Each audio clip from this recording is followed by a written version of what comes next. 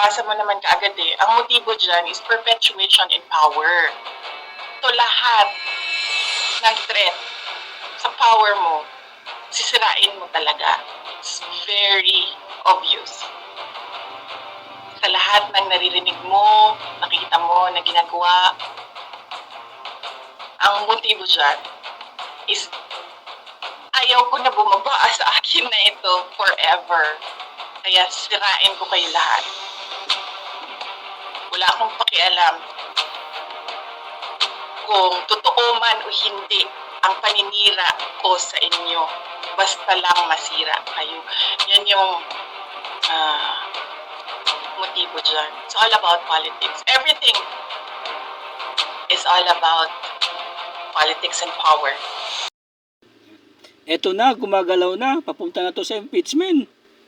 Sa dami ng problema ng Pilipinas, nagtaasan ng presyo. Ito pa pinagkaabalaan nila. That is expected.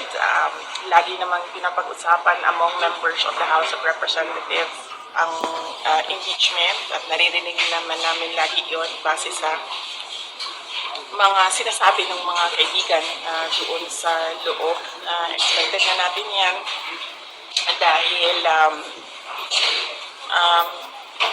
mainit ka ang politika ngayon dito sa ating bayan. Pero inuulit ko, sana ay hindi madala ang ating mga kababayan sa ingay ng politika, kundi dapat tutukan talaga natin yung totoong problema ng ating bayan. Problema talaga natin ngayon, unang-una masyadong mahal yung pagkain, tsaka lumalaki yung mga taong, lumalaki yung segment ng population natin na mga naghihirap. Bakit maraming gusto pakisausaw sa ICC? Hintayin namin September. Justice! Ano naman ang ma-advise na mabibigay nyo doon sa 5 pulis kasamang 2 chief of staff na gustong kausapin ngayon ng ICC? Yung ICC na yan, I do not recognize that. Ano yung ICC na yan? Are we or are we not? Yan ang tanong ko muna is jurisdiction. Correct. Abogado ako eh. Jurisdiction. First question.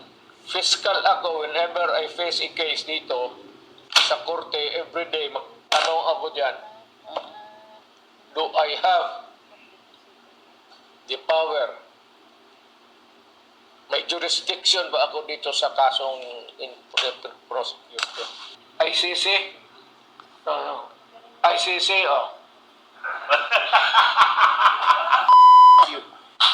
Karami nangyayari sa mundo. Masakir dito, masakir doon. Pati yung Amerikano, ilang pinatay. Ano mang ginawa ninyong mga ICC kayo, mga